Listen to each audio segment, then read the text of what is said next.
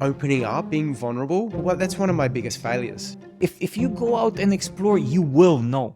It took an external force for me to go internal. You keep 20%, but you don't get the other. Yeah. You're watching the Misfit Founders podcast, a raw conversation about the challenges of building businesses, overcoming hardships, and also feeling out of place. I'm Biro, an exited founder, investor, and advisor who failed quite a few businesses in the past. My mission with Misfit Founders to help at least one founder every single month by unveiling the authentic stories of other founders and providing guidance and support. So I hope you enjoy the podcast today and get useful insights out of it.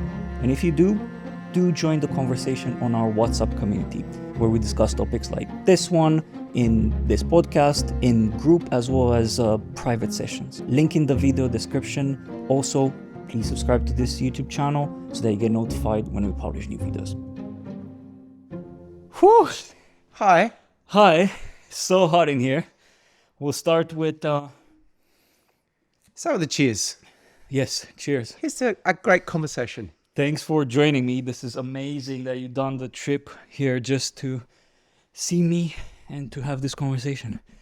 So while I catch my breath from chasing the puppies, try to introduce yourself and talk a bit about, maybe give us your elevator pitch of Umano. Sure thing. So Yamato is a team analytics tool. It's performance guidance that combines metrics plus automated assistance to help teams know where they're at and then take obvious action to perform at their best.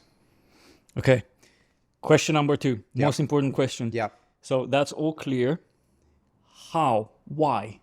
How? First, why and then how? I was in a role with an American enterprise running product. It was my first role from consulting to impact investing to then into a commercial role, running a P&L. In product, obviously responsible for growth. And that was a combination of buy, build our own, or JV. Part of the capability, the function in the organization was combining data science plus product plus development. And we had a team of around 150. And we had the equivalent of our Netflix teams, which were highly accountable, absolutely killing it. And we had teams that were really struggling. And for me, what I observed was that the teams that were on fire owned their data. They knew where they were at, and they were far more empowered because of the access to that information to make the decisions, to accelerate, right? And it was this observation, a pattern of those that learn faster grow faster. And so if I could create a product that enabled teams to learn faster, well, then ultimately they grow faster. Who cares? Like, so what? Why? There's nothing more exciting, I think, than working in a team that's at its best. It's just like magic. Yeah, very it's true. Flow. Amazing things are achieved, and there's that sense of camaraderie, of creating something bigger than yourselves, of being unstoppable. Yeah. And so that was super important. And so not only from the perspective of the experience of being a team, the teams that are high performing are ultimately creating more value. They're doing it in a way that's more productive, more efficient, more autonomous, and shipping product that customers love. So it was this kind of double-sided sword of experience plus productivity creates this outcome of high performance. And that's why. How do we remove the drudgery, remove the inefficiency, the bureaucracy in organizations and create a really sense of lean, driven, outcome-focused teams? That's why. I'm curious. So, and did you experience while you were creating this solution internally, privately, however, working with the early adopters, which maybe they were that company that you were working for and so on. Did you experience any resistance to something like this? Because I think that's one of the things that I see quite often in organizations is people are stuck in their ways sometimes. And as soon as there's something that even smells like threatening their current way, traditional way of doing things, they start putting kind of like sticks in your spokes in a sense. I'm curious if you experience any of that. Absolutely. We had huge headwinds when we started. I think we had a proof of concept with an international investment bank, as well as KPMG and some of their projects. And it was a couple of years before COVID. So the context was metrics in engineering or product-led organizations was only really just beginning. Whilst DORA metrics from the perspective of kind of key insights at inflection points relating to delivery were starting to really get traction. That traction predominantly was with what I would call a native tech company, where tech companies already are familiar with and embrace a very transparent and metric-driven culture.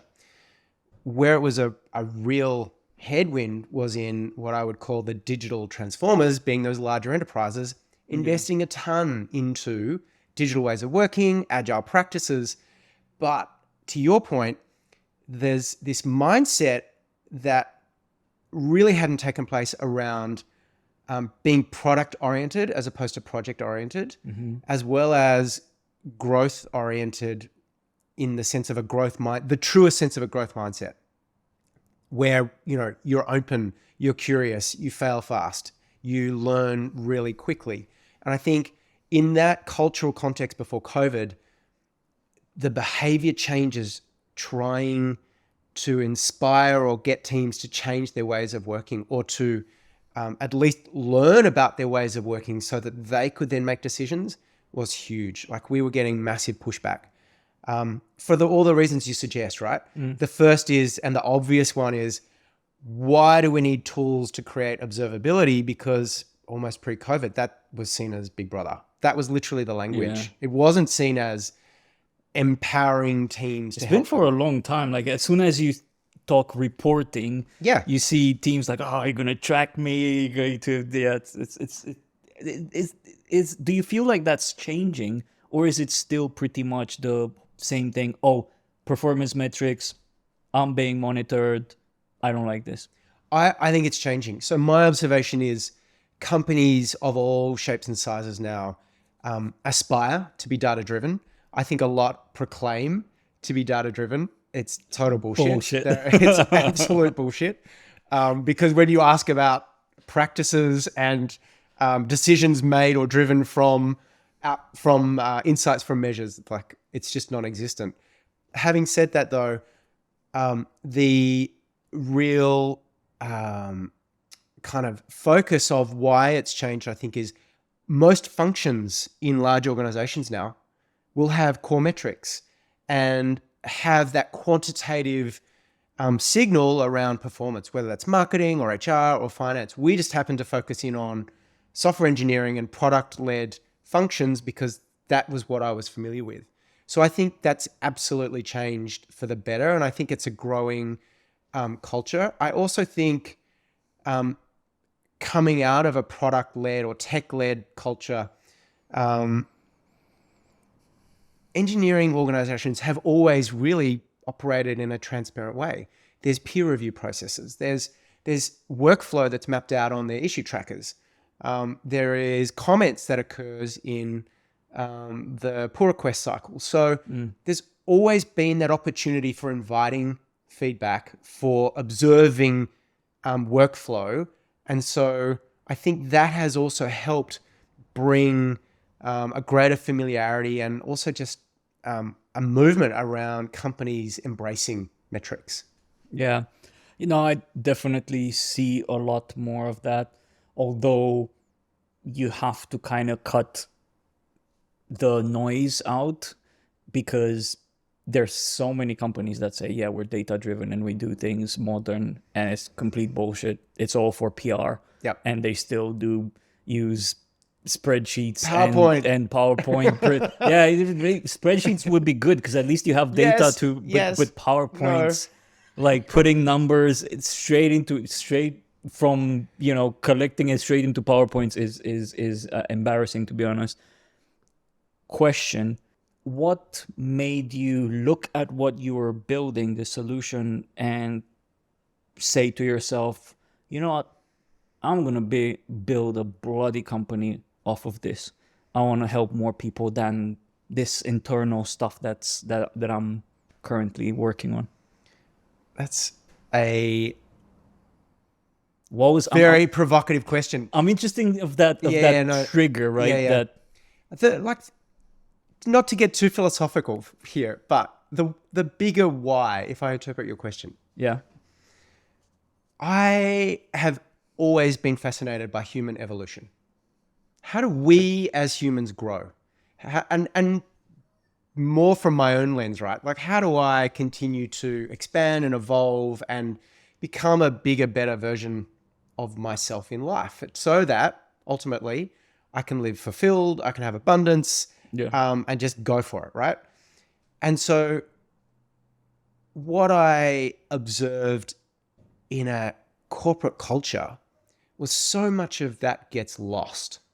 So much of the human spirit to want to grow and learn and evolve just gets so caught up in bureaucracy and politics and buried, right? Because you're right, because you're put into this, a lot of companies that you join, they over process things just from the pure fear of losing control. Yes. And you go into this company excited and you realize that slowly you're losing your soul because you're put through so much bureaucracy and so much structure. And and I think, so I'm all for that kind of, for structure in terms of the balance of accountability and autonomy, but not to kill a team or a person's spirit in the meantime, and that's where we get professional aspirations. Exactly. It's where we get it all wrong, because all of that crap is built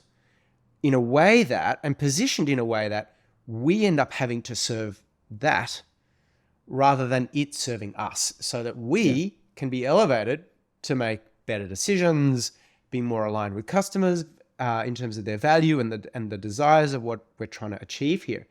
And so I think for me, the key is how do you do it in a way and execute it in a way that truly comes back to elevating humanity at work, so that we're bringing our best selves to work.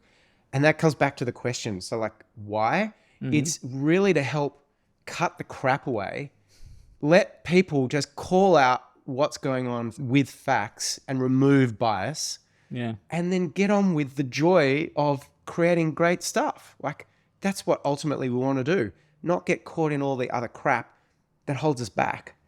And I think that for me was that's what motivates me. Like, that's what inspires me to keep going at this in the face of all of the challenges of building and growing a company. So, well, let's hop into that straight up, shall we? Why not? Because that's what this show is all about. Just talking how weak we are in certain things and the challenges that we face and how we learn and how we adapt from them. So you were working on this solution and then you realize, I want to help more people. I want to do this properly. I want to do this my way, I suppose, right? And I'm motivated and driven this way. Do you remember the first hurdle when you decided, I'm going to build a company? What was your first hurdle, if you can remember that? Yeah, so it's interesting. There was a couple of jumps to get to where we are now. So the first was the company that I was working for in this role of leading product was acquired. And that to me was a natural segue to jump out and go, okay, I'm ready to do this. And this being this kind of hankering, I didn't really know what it was, but this hankering to actually do something for myself. I didn't want to be an employee anymore. I didn't want to be, I wanted a more creative outlet for work, and I wanted a creative expression for work. And this, to me, what I knew and my experience was a way to kind of package it together to create a solution, because I thought that there was a huge opportunity. Interestingly, when I did leave, I didn't start with this opportunity. I started with a company that focused on still profiling skills, but in the context of recruitment. And it was an engineering focused tool to really help the engineers understand and get a strong sense of their skill base, of what they were bringing to the role, as well as then the employer having an opportunity to get a greater alignment between the skill sets being presented and what they needed. That was not a successful 18 months with regard to the company effectively winding down. I had a technical co-founder, and we got to a point where I had quit the job. I was putting in all the capital. I was heavily dependent on my technical co-founder who was building the product. I was focused on all of the sales, getting testing and beta customers in. And there was always the basis that we would join forces. He would ultimately leave his job and come and not only deploy his skills full time, but also capital. And that deadline was moving further and further out. And I just called it. I just said, like, what's going on? We said that this was, and agreed that this was going to be the roadmap to getting the company off the ground. And he said, well, actually, I've decided I don't want to do it full time anymore. And by the way, I want to be CEO. Now, for those that have successfully co-founded a business, I take my hats off to you, because this was an experience that was new to me, and it was a very, very difficult path to navigate.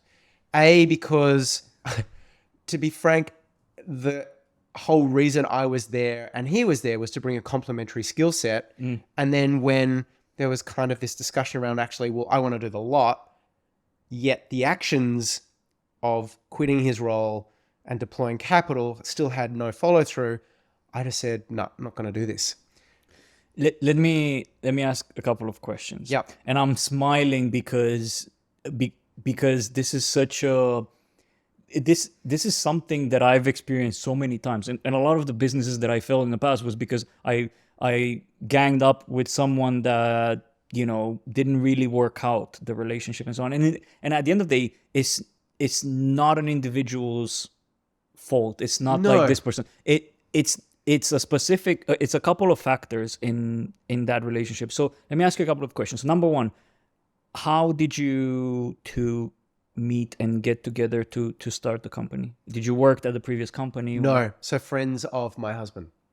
He was a connection to. Have you ever worked with this person before? Never. Okay, that's number one. Number two, did you had any agreement put in place? Yeah, we did. So all of the company structure was set up in terms of shareholder agreement, constitution, and then an agreement between the two of us around our roles. So that was a very short form, principle based document. Did you had any key achievements and milestones that would get you to a point where you achieved your role so that you get your full shares allotment? The reason why I'm asking is that's good. That's a good, and this is why I advise everyone, when you start with a co-founder, put together an agreement that specifies these are our roles. Yep, absolutely. This is how much time we're gonna invest each of us in the business, and for this amount of shares. And the one factor that I think people don't do often, I don't know if you've done it or not, put a vesting schedule. So like, for example, first year or first 6 months, we get 20% of those shares. Yep. The next year get much.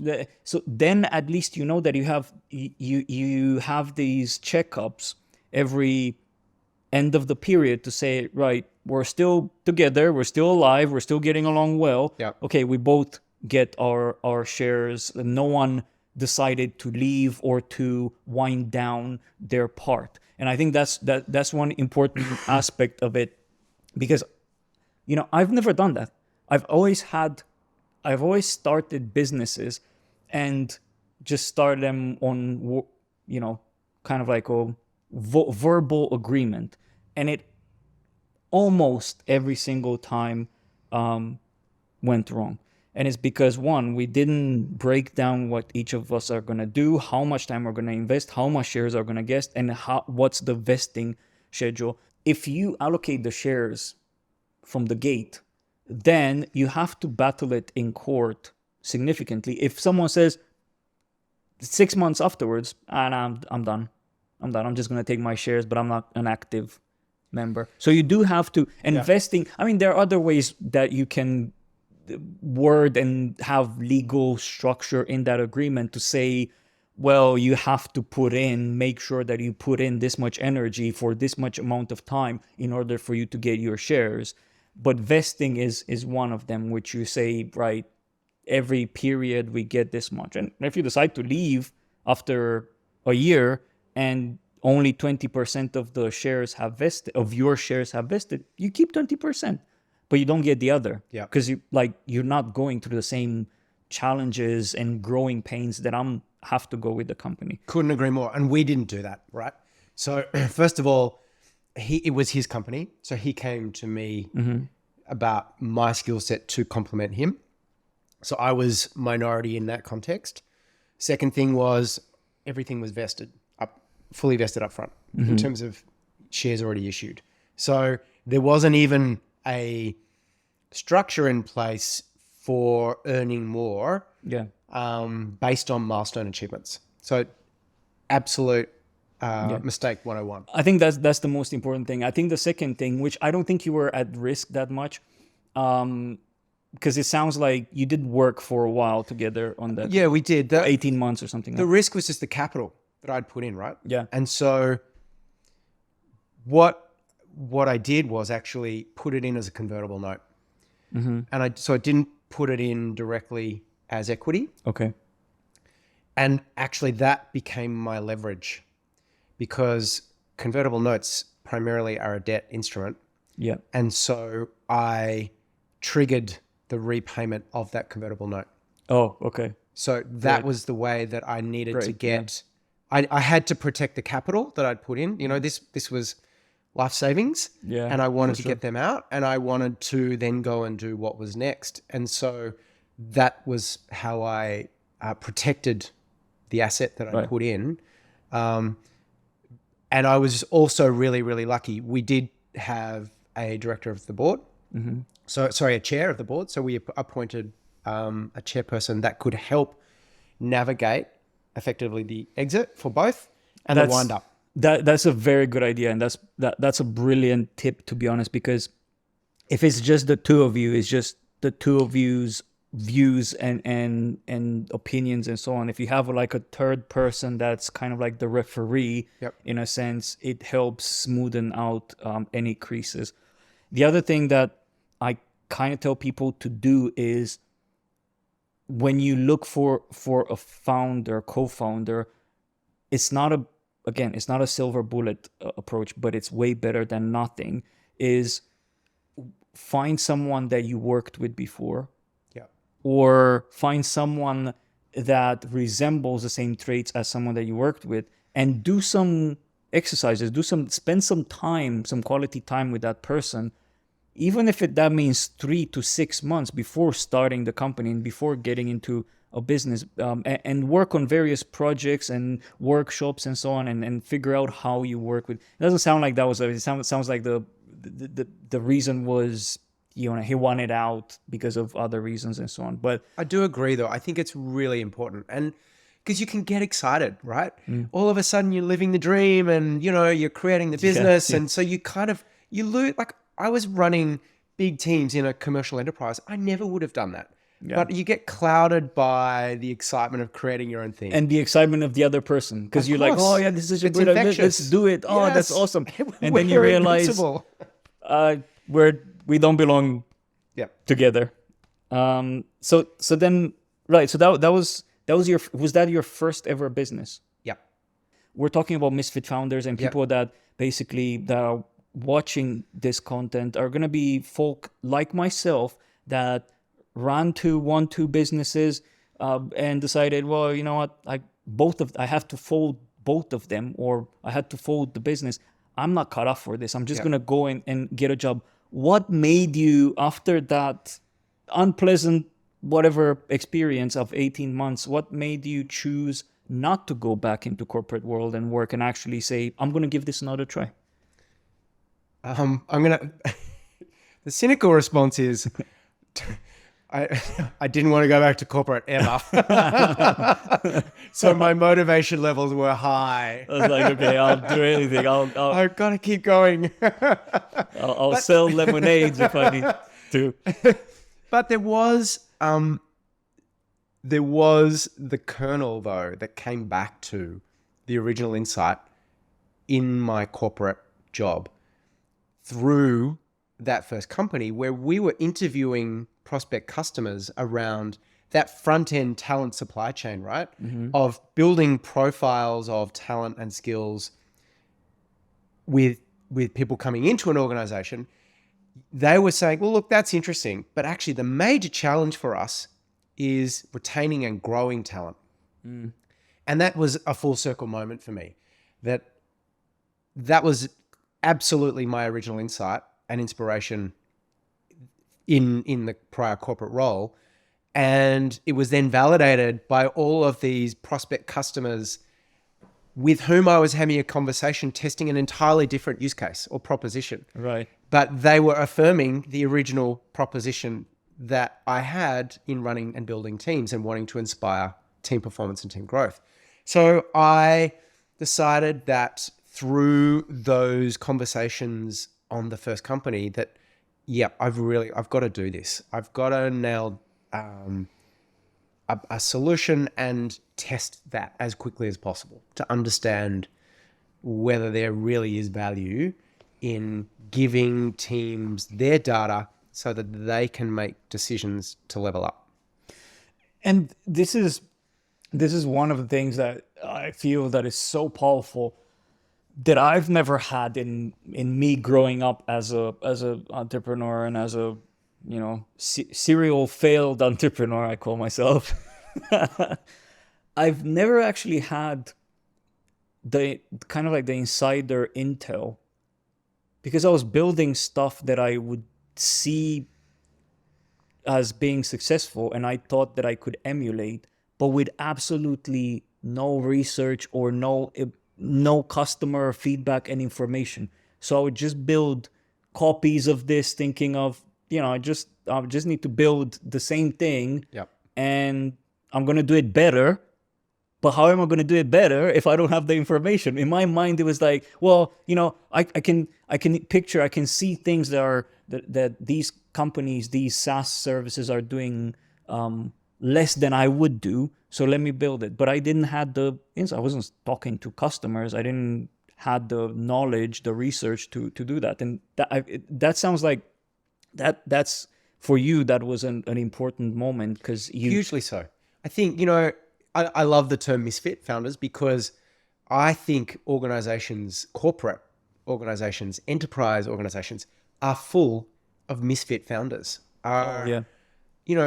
These are people that live and breathe problems every day in creating value for the company's customers.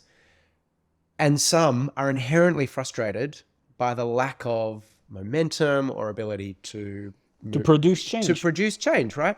And so I think, again, a little bit like the myth of data-driven organizations, that's pretty tough, but intrapreneurship, the notion of building an entrepreneurial culture within large organizations is really trying to make that shift.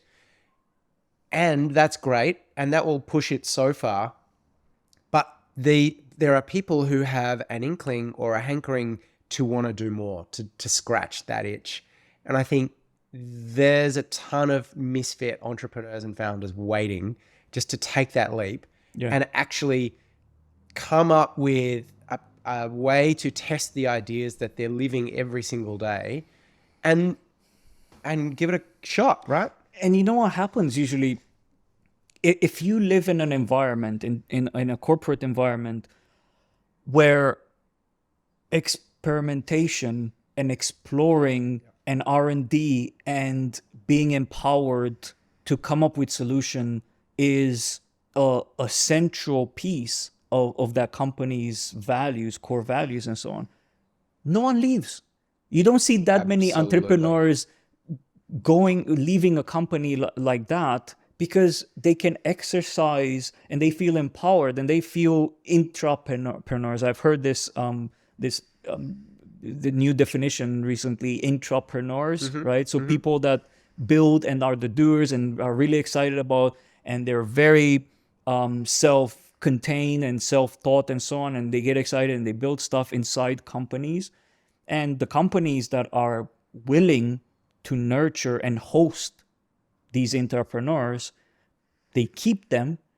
They never become entrepreneurs, or they become at a point where, you know, they feel like they've achieved as much as they can achieve in that organization, and then they move on. But, you know, they won't churn that many entrepreneurs, because most of the times entrepreneurs are basically what motivates them to move away from corporate world is that inability of the company to sustain and place them. Because in a way, I understand some of the larger organizations, because they have these verticals and everyone has a role and everyone's, you know, okay, if that's how you want to run your organization, perfectly fine. There's a need for that as well in the world. Totally. But again, there should be no surprise or hard feelings that people that want more and want a different type of home leave in order to start their own businesses, because you just don't have the facilities to help and sustain and grow, offer growth to these kind of professionals. Yeah, totally right. And there's no right or wrong way on this.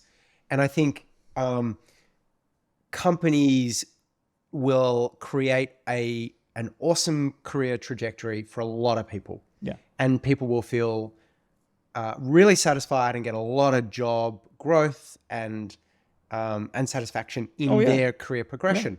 Yeah. And there are people where it just, to your point, it's a misfit. It's not going to work. And so in the context of, we can't have models of one size fits all, we have to have opportunities where people can express themselves through their professional avenues in whatever way suits them best. Yeah. It could be corporate, it could be their own business, it could be co-founding, whatever. But I think what I'm loving seeing is entrepreneurship seen as equal to a career pathway in a corporate. Oh yeah, that has changed in the last decade. Absolutely. So much. I feel that 10 years or so ago, like, that was a stigma, right? Yeah. If you're an entrepreneur and you left a corporate ladder, you're a misfit, right? Entrepreneurs are not considered a misfit in the professional world anymore. It's actually quite normal, and it's as valuable as the corporate job. It's just a matter of, and this is one of the things that I think the reason why people sometimes feel like they, you know, kicking a can quite a lot is because of not finding that right placement, right? Someone's an entrepreneur, but they feel like in order to grow, they need to get this 9-to-5 specific cubicle job, and, you know, it goes bust. It doesn't really work out. You're not happy and so on. And in the other side, you might have people that are best suited with their skills to work in a company that, you know, offers them a very specific trajectory, but they take the entrepreneurship path because the influences, communities, network groups, and so on, and they don't feel comfortable and they don't feel like they belong. And to be honest, entrepreneurship is not for everyone. I call this misfit entrepreneurs. There's definitely entrepreneurs that people that are made to be entrepreneurs. There's also definitely a path towards becoming, sculpting yourself as an individual that is able to run a company and be diverse in skill set and so on. But then there's also people that just want to get good at this skill and have an environment that nurtures that. And that's perfectly fine, right? It's not everyone should be an entrepreneur at the end of the day. Yeah, I agree. I think, again, back to the notion of being a misfit, primarily the implication is I don't fit. I therefore don't belong in this current context or environment. And so what I find really interesting is if you have the inclination to change it up, to go and find where you fit in an entrepreneurial journey, all of the smokescreens that come up that prevent you on that way. Do you know what I mean? So all of the things that say, like you almost self-sabotage, that put little mini barriers up for you ever taking the leap and really discovering and exploring for yourself whether that is something that you want to do. Like, oh, I don't have the skills, so I've got to go and research this and do that course and go and speak to that person and be on this constant loop of accreditation before you feel like you're capable of making that jump. Or I don't have enough money, or I don't have the advisors, or I don't have. Again, this kind of mindset of scarcity that holds people back, thinking that they've got to start with a ton of money in the bank. That'd be nice. Most often than not, that's not the case with entrepreneurs starting out on their journey. So like name it and have the awareness that you're a misfit, but also have the awareness of all of the smoke screens you're going to put up along the way that will keep you safe and not expose you really to what this whole journey is about. Yeah, because you're completely right? You can consider yourself, I do not belong in the entrepreneurship world, at a point where you have enough of your facts in order to take that decision. But like myself, I failed a couple of businesses, and I was basically going at it the wrong way, but I had tunnel vision and smoke screens everywhere. And then I realized, well, it's just not for me. Maybe the corporate world, maybe getting a job is for me. But I didn't have all the details, right? I was still in the dark about a bunch of things. And as soon as I went to a corporate job and started working with certain people and started exploring, started a new business and so on now with a completely different perception of the world, that's when things completely change for me. And that's, in a way, that's what I want people to understand and take away from this. And I think you're in the same boat, right? Looking at the 18 months that you had of a business failing and so on, what are the things that you feel, if I knew that back then, things would have been different? Just from your experience now with Umano. I think there's a couple of things that come up. One is it actually relates to Yamato. So if I focused with tunnel vision on what I wanted to create, instead of focusing on all of the circumstances as to why I couldn't create that, I think I would be much further along, much faster. I think it's so, I just watched how easily I got distracted and in a tailspin around my circumstances of the current time and place and situation. Like building on the pandemic, Yeah. lack of resource, Funders pulling out or customers dropping away or whatever that was. And instead of just like elevating myself above it a bit more, not being in the thick of the emotion of it, but getting back into the emotion of the inspiration as to why I'm doing this, and just got back on with the job of building out my vision. Yeah. I think that's one of the key things that I would tell myself to do differently. Also, in the same vein, it's to play more. The spirit of play is huge, and I can take myself so seriously. We all can, and we can get so caught up in the doing that we forget to have fun. And I think that whole spirit of play just helps me relax a lot more and gets me back into the joy of just doing what I love. And as soon as I'm there, things just move so much more quickly and easily. And that is a huge help. I think this is one thing that is, I think is different for everyone. I'm in the same boat.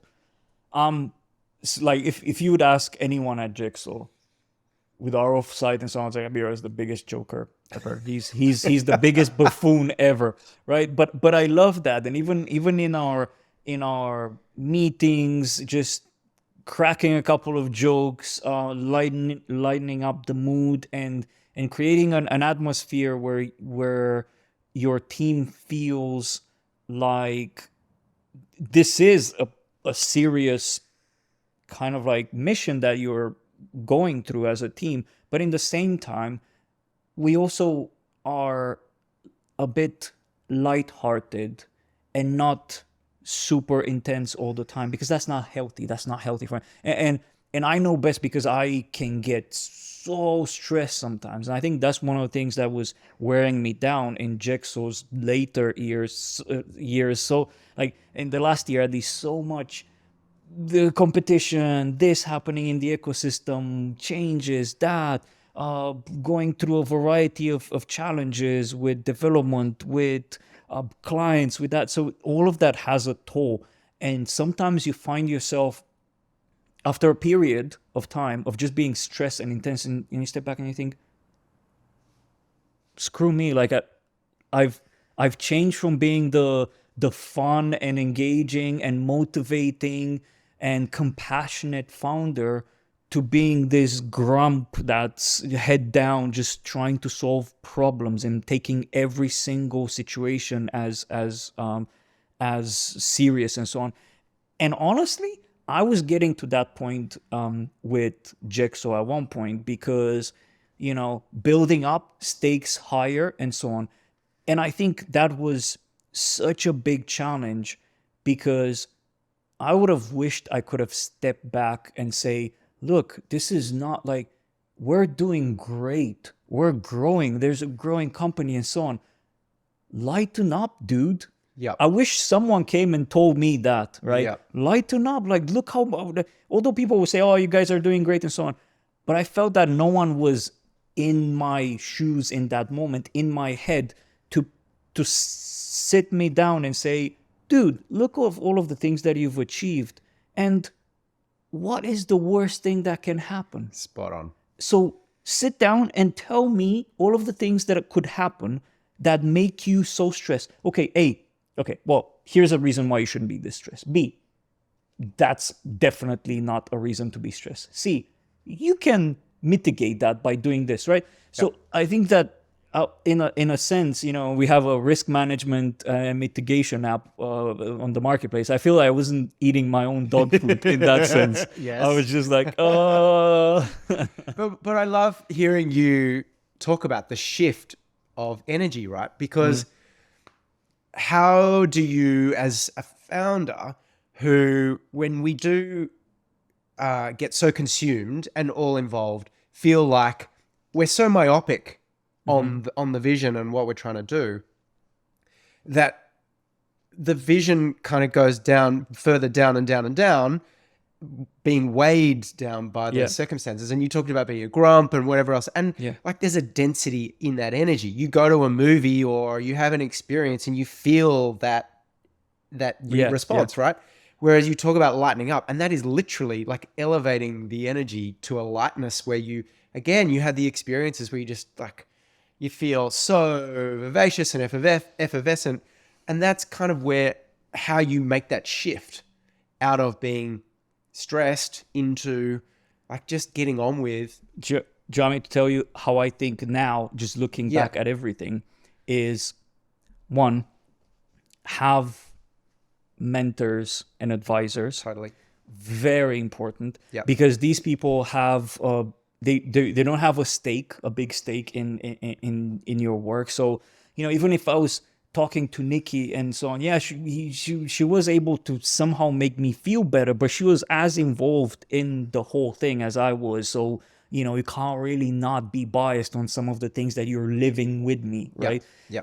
So advisors can really help, but most importantly, and mentors, opening up, right? Because I had a couple of mentors with me at Jigsaw while it was evolving and so on, but I feel like I didn't open enough to talk about that. to be like, mate, I'm going through hell right now because X, Y, Z, and to have someone there, basically, the couple of mentors that I had, I am sure that they would be, if I would have done that, they would have been more than able to sit me down and say, okay, let's untangle this. And I would have been able to leave that meeting so much more lighter.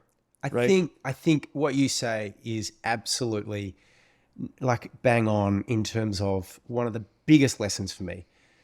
That you talked about having the mentors and the advisors, having that objective mirror being held up for you, right? So that you can let someone else show you a view of who you are. Yeah, exactly, because you can't see it at that point. But secondly, opening up, being vulnerable. Well, that's one of my biggest failures. You talk about we often talk about failure in the context of events happening or circumstances occurring. For me, failure is behaviors that hold me back. And one of the biggest behaviors is through fear, like withdrawing and not opening up and pretending that I have to fix it all myself and solve it all. And like the stress that causes myself personally, shutting what that does in the relationships that I have, like shutting out my life partner, shutting out people in my team, shutting out advisors. That's not a healthy way of engaging and continuing to grow at all. So I love that you've brought that up because I think it's so key. But I think this is very important, is you don't have to fix it on your own. We all have these challenges and these lacks, like you mentioned. I don't open up, right? That's my problem. I don't open up. I don't talk about this enough. I think the most crucial thing is not figuring out how to solve this, but actually identifying the challenge. Because if you identify the challenge, then you can find ways to solve it. But the biggest problem with a lot of people is they don't identify. It's like they go down a path and they have these behavioral patterns, but they don't realize that they're and they might be miserable at one point or fail or do this or that and think to themselves, I feel like crap, but I don't know why, right? I know that there's something wrong, but I don't know why.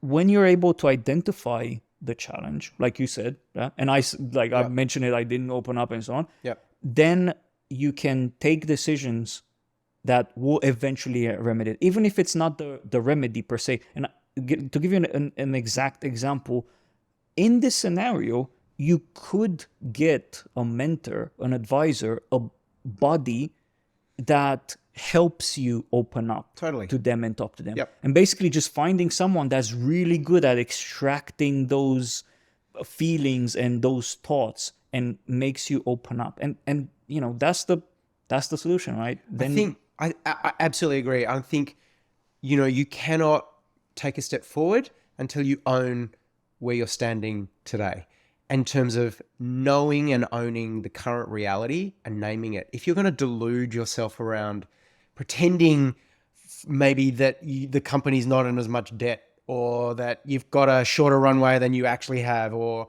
whatever stories you're telling yourself, and therefore are trying to protect yourself from one possible reality of something that may occur or may not occur, until you do that, you can't move forward. And I think that that's so, what you talk about actually is one of the core foundations of Yamato, because the cycle of evolution is the faster you learn, the faster you grow. And by learning, you cannot grow and you cannot know how to be most effective and efficient in designing a solution for whatever you're facing until you name and proclaim the current reality. Yeah. And facts, feelings absolutely a part of that, but facts are just crucial. And you talked about learning. I think that's, people might be watching this and thinking, well, yeah, but how do I, if I don't know, how do I know, right? If I don't know what's wrong with, well, what are the things that are holding me down? How do I know? How do I find out? And exactly, is learning, is exploring. Because, and I've had people that I've been coaching and mentoring and that were in a part of their career, and they were sat there thinking, I don't know. I have no idea what I want to do. No clue, right? And I feel that this is the same thing, right? When you don't know what is holding you back.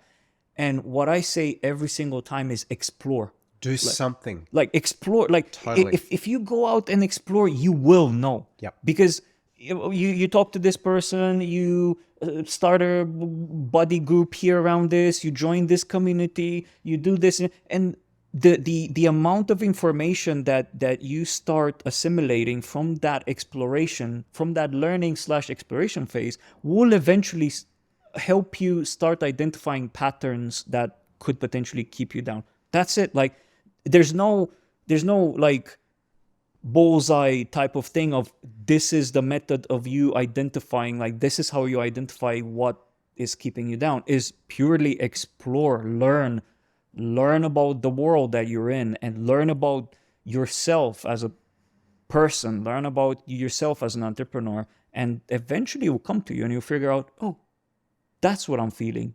That's why I'm not. Oh, this person is and fundamentally, this is one of the reasons why I'm making this, right?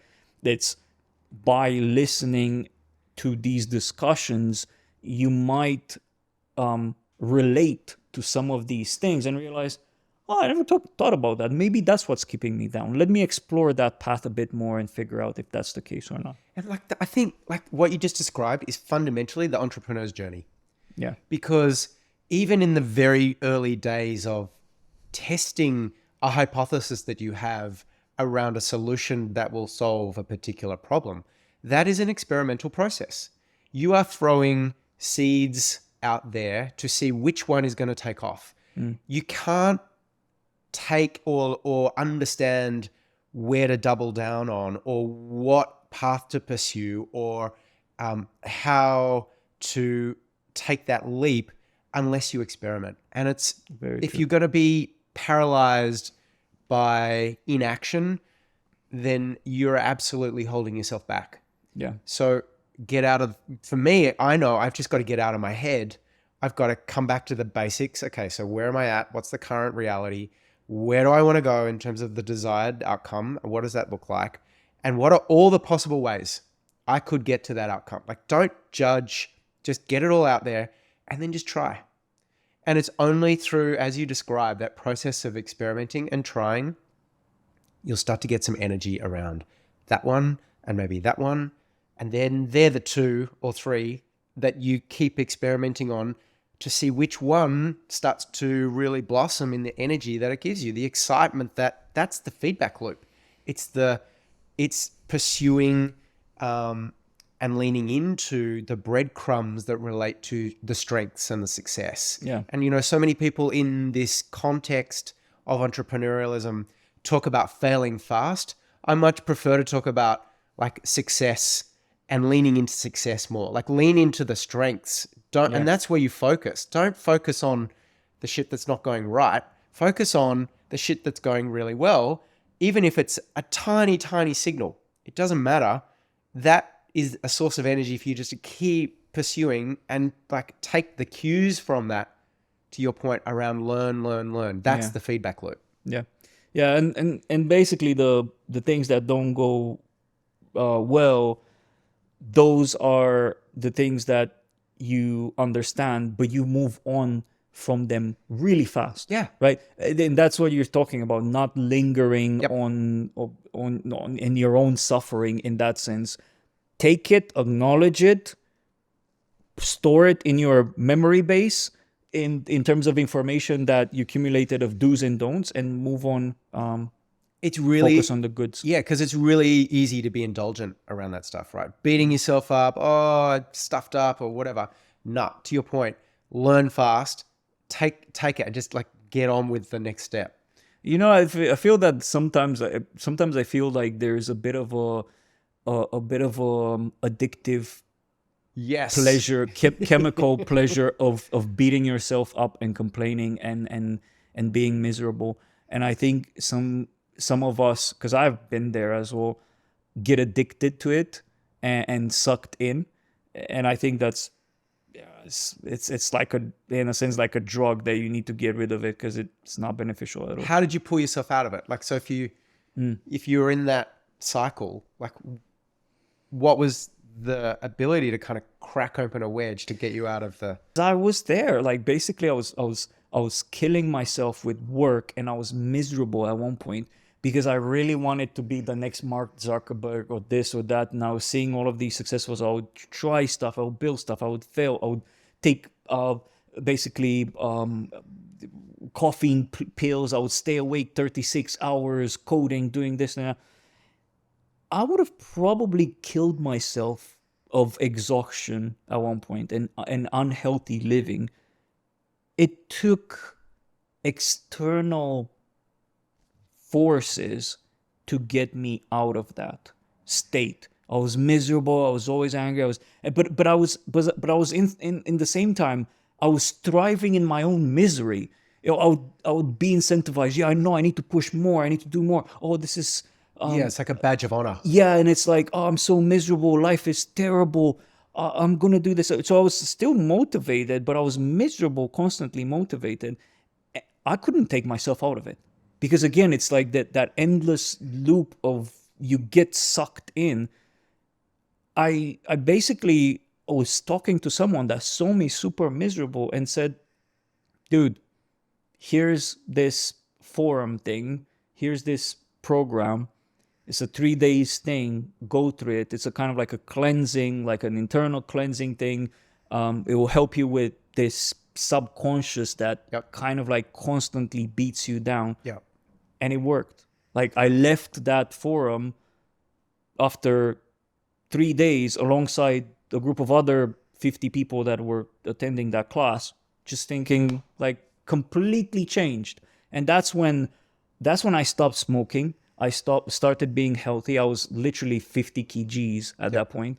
I decided to get a job and work for a change and leave all of the kind of like hustling and of the startup. That completely changed my trajectory. But again, it wasn't me waking up one day and thinking, I'm going to change. No, I'm going to be positive now. And no, it was just someone that just said, look, you're not going to lose. I didn't want it to do it. I was, no, you look like you will die eventually. You look so miserable and you look so unhealthy. This is not good.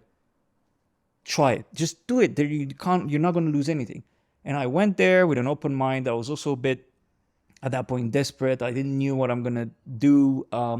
Let me try it. And it worked. Like after that, the next 6 months, I completely changed my life.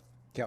But again, I think it takes that external, very often it takes that external factor, because we are very stubborn beings. Yeah. And in our own mind quite a lot. Well, because that's where we're safe. Yeah. And you talked about the headwinds of behavior changes in an organization. Well, it's our own mechanisms that we put around ourselves just to keep ourselves safe and, Yeah. and status quo. And I think so much of the misfit entrepreneurial journey is there's a awareness there already, because you're aware that you are a misfit. There's awareness you are a misfit. But I loved the reference there of you actually saying it took an external force for me to go internal. And so much of this journey, like you don't need to go to a self-help course, just become an entrepreneur, because you're going to learn so much about yourself that it's going to push every single button of behaviors, of belief systems, of whatever else that you have constructed around yourself up until this point. And so much of the misfit journey and being successful around that is, okay, actually, how do I start to deconstruct a lot of that through awareness, or internal awareness, or through external forces, through those mirrors of advisors and mentors, so that I can actually start to play at the level that I'm capable of playing at, and therefore create a company that can mirror what I'm trying to do here. And fundamentally, that kind of behavior only happens when you realize that you're a misfit and that you're not perfect, and that you need to better yourself. Because if you feel like, well, I'm doing everything right, I don't know what's wrong. And I know so many people like that. Now it's one of them in the early days. They're like, I'm doing everything right. It's just, it doesn't work. It's fate. Yep. I think, owning the misfit, right? Owning the points of difference, and celebrating them, like leaning into them, because you don't pursue the entrepreneurial journey to fit in. You don't pursue something so intense to seek affirmation, right, from society or whatever. You have to do it for yourself. And that whole process of really being comfortable with wherever you may feel you don't fit in actually becomes your superpower. Because the more that you embrace that and celebrate that, that actually just comes through your leadership style. It comes through your point of difference in the way that you communicate your product or service to market. And it just differentiates you because you're celebrating your whole point of uniqueness. And I like what you said about doing it for yourself, because if you do it for any other reason than yourself, then you're halfway. It won't fail. You'll get off the starting blocks, but you won't get to the finish line, because you will get so many no's, blockers, whatever else, that actually become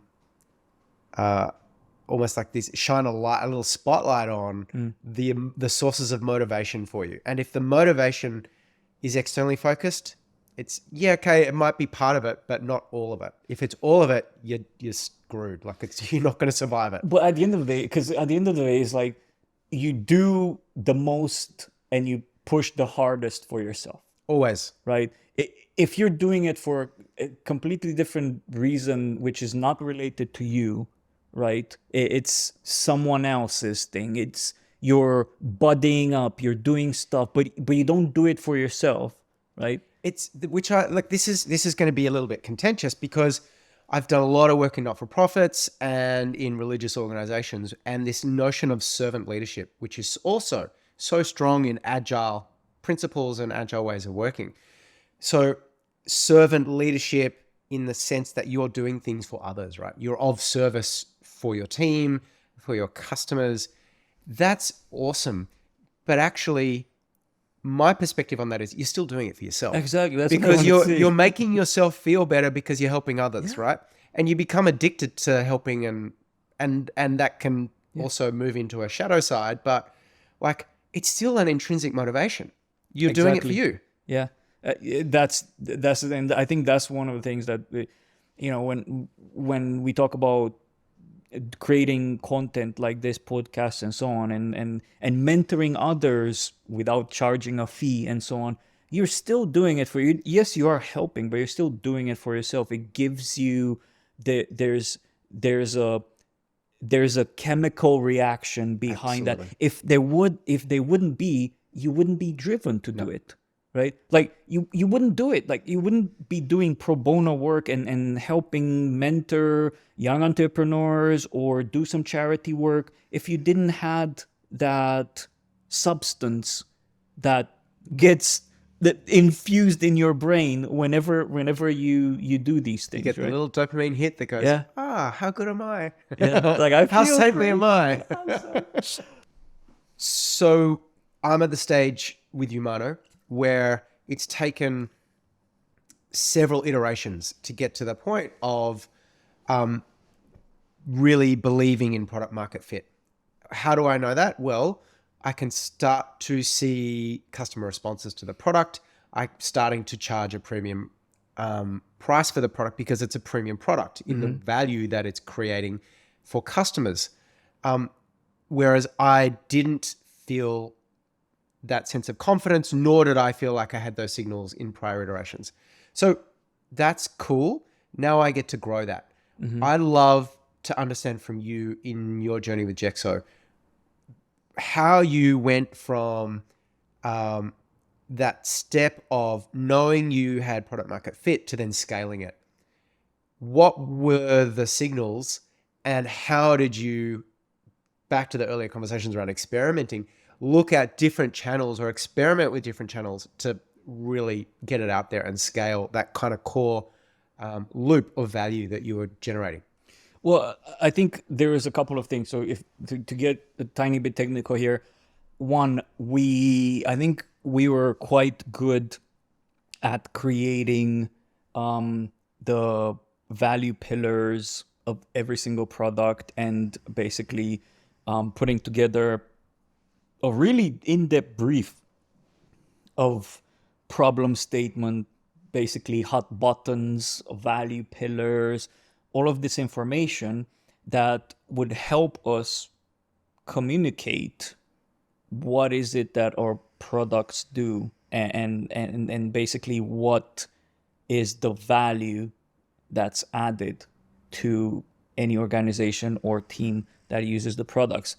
And from there, we started exploring and building up content around that.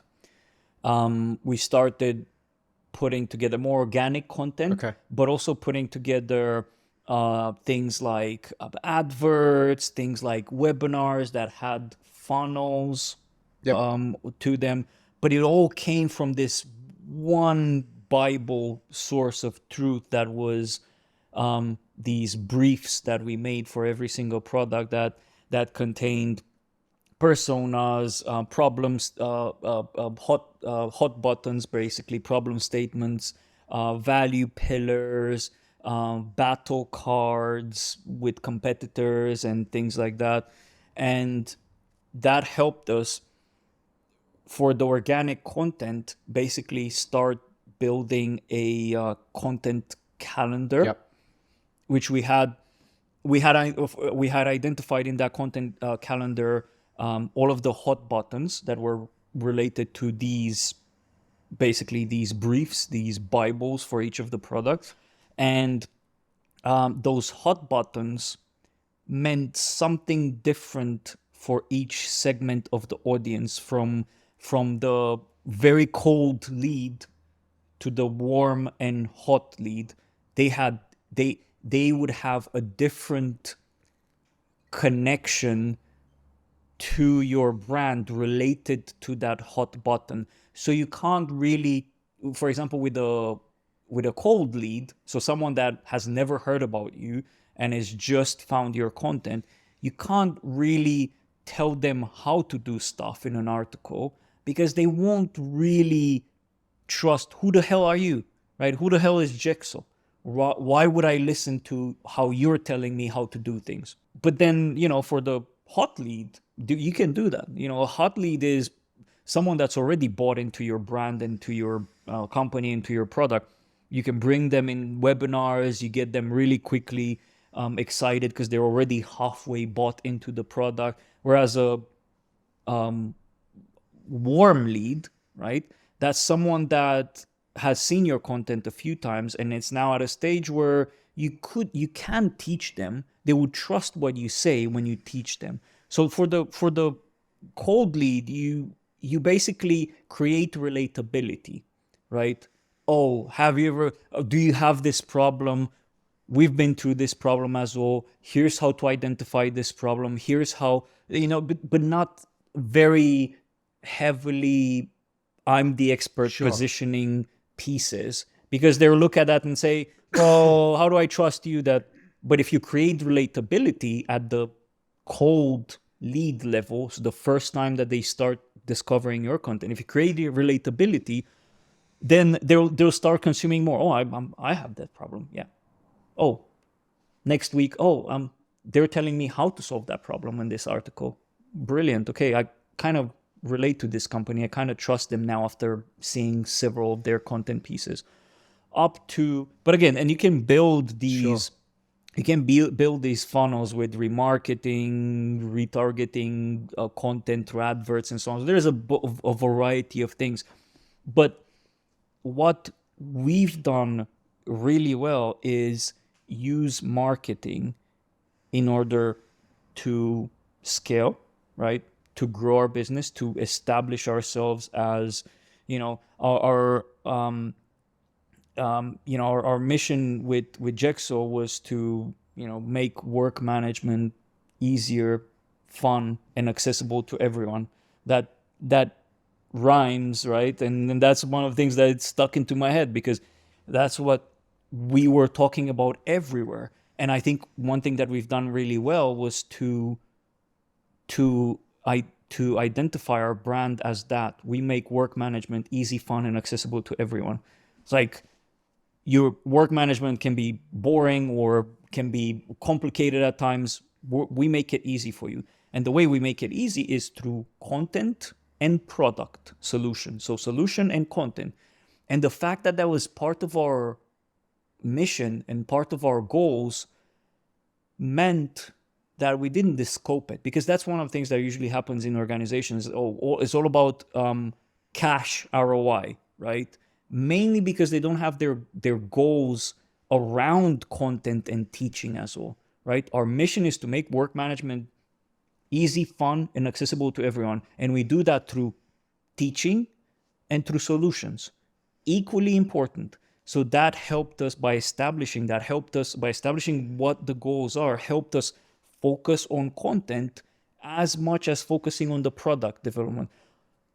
As proof, when we got acquired, our company was equally split between product and marketing. We didn't have more product people or more marketing. That was going to be my question, right? So you start out, how do you know how much to, when you're building the strategy and therefore the resourcing to achieve that strategy, how much did you originally allocate for capital, working capital, operating expenditure on marketing versus continuing to build out the value? Let me put it in terms as a percentage. Yeah, in terms that I've actually learned along the way. When we decided we're ready to invest in marketing, we were like, if we hire one person, we're golden. If we have one person to write content and also do advertising for us, amazing. Once you hire, so you go and hire that person, the marketing do-it-all, and then really quickly you realize that person is becoming a bottleneck and is worked and overloaded with things to do, because you're growing, right? So you need more revenue. You need to continue that percentage of year-on-year, month-on-month growth and so on. And it's like, okay, so we need to do more. Let's do more of this. And you realize that person is a bottleneck, right? And you actually let's split these roles. Let's just have a content writer. This person loves more content writing. It's an editor, so you go do that full time, and we're gonna hire an adverts person, paid media. You do that really quickly. If you're healthy and growing and scaling fast and getting more customers, and you need to maintain that momentum, immediately you turn back to the marketing team and, guys, why are we not doing more? Well, we're burned out. We're doing way too much stuff. Well, it would be beneficial if we would have a creative person in the team, a designer that can take on. So, because I'm doing all of this social media now. Actually, before that, can we get a social media person to focus, be our social media manager? Because I'm doing social media as well, but paid advertising and so on. I don't have time for it. Okay, get a social media person. The social media person says, well, I'm spending too much time on designing this and doing that. Do you see where I'm heading with this? Yeah, So, totally. In the early days, because I'm a product and I'm a technical founder, right? In the early days, my thinking was like, if I only get one marketing person, I'm going to be golden for a very long time. And literally 3 months afterwards, I'm like panicking. I need another person in this team.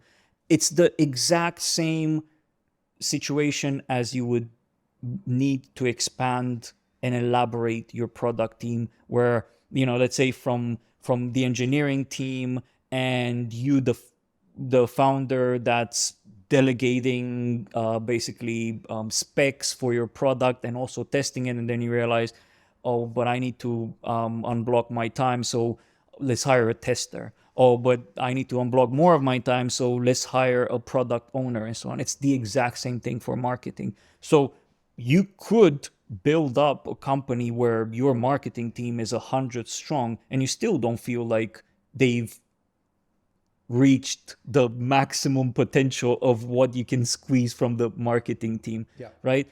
So what I always say, going back to your initial question, is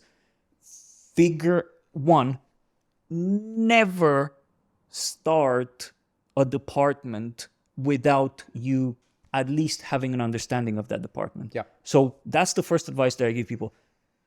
Learn about marketing, learn the core moving components of a healthy marketing team and initiative, department, whatever. Well, you have paid media, you have social media, you have this, you have that, right? Get into those spaces yourself a bit, learn about it, do it for a tiny bit, just the shallow initial understanding of it, and then figure out either yourself or bring on an advisor or a consultant for a tiny bit of a time to sit down with you and say, okay, so this is my business, this is my product, these are my opportunities in terms of customer personas and so on, and get that advisor or consultant to give you the low-hanging fruits, right? You can squeeze the most customer and leads from these 2-3 opportunities. Yep. If you get someone like this. But again, you could just do that with an advisor, but I don't recommend that, because what it means is that you have no idea what they're talking about. No, you can't do that. And then you're like, oh, okay, so I need to hire that person. But how am I going to hire that person? Oh, I need to pay extra for this consultant to hire that person because I have no idea who I'm hiring. And then while they're doing their job, how can you enable them? How can you have a conversation about goals in this if you don't know anything about that field? You just be like, yeah, make me more money. And this is where bumping heads come in a lot of these companies that I see, where the product founder or the technical founder has no idea about marketing. They bring someone that knows marketing, and then or vice versa, right? Yeah, where the or vice non-technical versa. founder has Or no that. idea about the tech, Yeah. and just puts these unrealistic expectations on the tech side of the business. That's the same thing, and Totally. and the conversation is so shallow and Yeah. so meaningless that you're like, yeah, we need to increase sales by this much, right? Oh, but we need to increase these sales by this much, but I need control. Like, I need to know, like, you put in front of me all of the options, and the marketing person puts the options, like, oh no, we shouldn't do that because for me it doesn't really sound good, or it's not. Oh, let's do this one. But so that's one challenge which some of the founders have, which is they don't know anything about that field, but they're still opinionated on what needs to be done, which is horrendous. And second is they don't communicate what they're trying to achieve to their marketing person enough for that person to get a deeper understanding of what's needed and come up with good solutions for that low hanging fruit. And that is not a short transactional thing. That needs to happen for the entirety of your business. Yeah. Right? It's not like, okay, so I'm hiring a marketing person. I'm going to tell them what I want and I'm going to have a couple of conversations at the beginning with them and that's it. No, that's not how the world works, right? So how are you going to be sat in that room knowing absolutely nothing about that field and be able to motivate and guide and empower your team if you don't know what they're talking about and what they're doing? But there's extremes both ends, right? On the other end, if you learn a bit about marketing, because I've seen this as well, and I've been guilty of doing it a couple of times with my marketing team. I know a bit about marketing. I've done this. I've done courses in that, and I go in and think that I know better than my marketing head of marketing or things like that. So that needs to be avoided as well. You need to know as much as to have a valuable contribution to the discussion, not to hinder, cripple your marketing team because you have this very biased opinion about things. Awesome. Thank you. In scaling through marketing and other forms of delivering more value to customers, we have to build up teams in all different markets, different time zones. What advice have you got around creating a culture that connects and sustains distributed teams? This is going to be very controversial. You don't create one culture.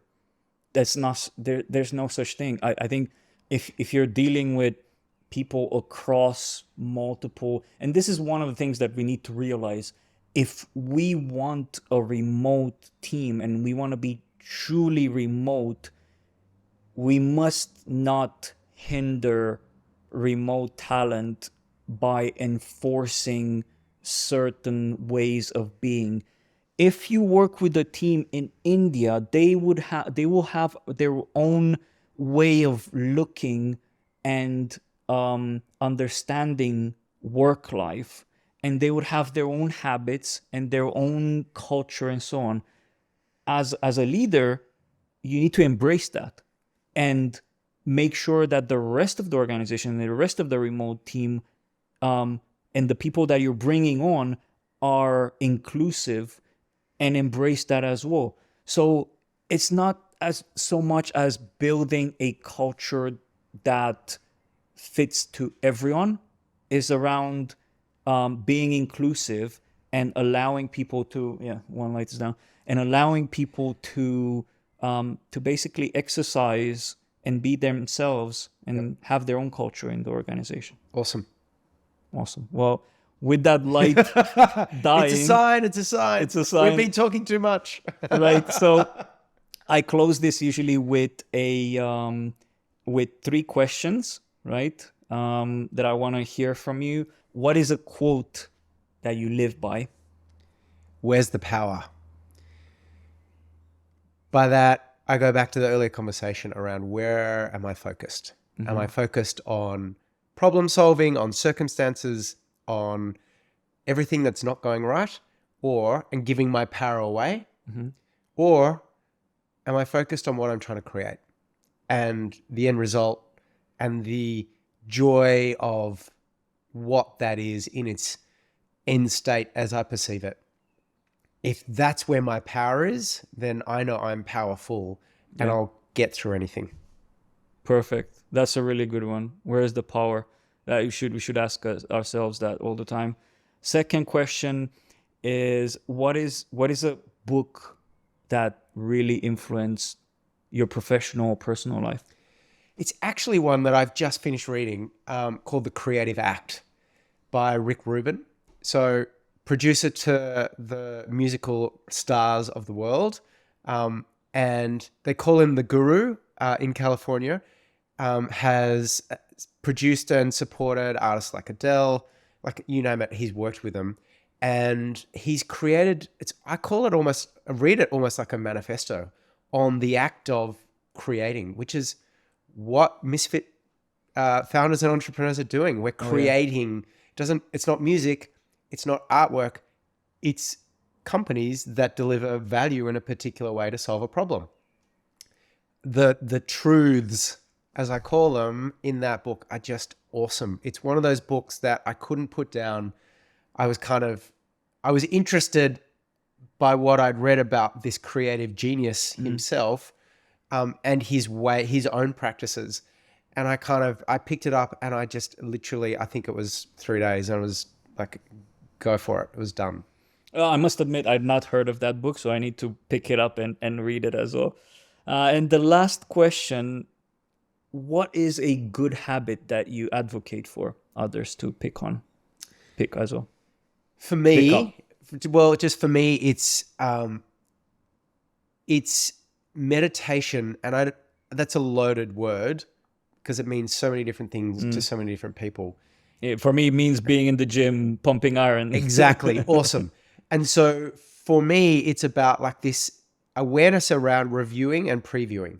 And if I do that on a daily basis, review the day, preview tomorrow, review the day, preview tomorrow, or whatever that is, but it's kind of just trying to create more awareness around the stuff that really sparks the joy so that I can actively choose that, and the stuff that pulls me back so that I can actively let that go. That's my habit. If I don't do that, I'm like a bull in a china shop and get it out of my way because it's not pretty. But if I do that, my days just hum and flow. That's perfect. Thank you. Perfect answers with a perfect ending to a perfect podcast. So thank you so much for Thank you, joining me Biro. today. Nice to be here, and thanks for having me on. Cheers.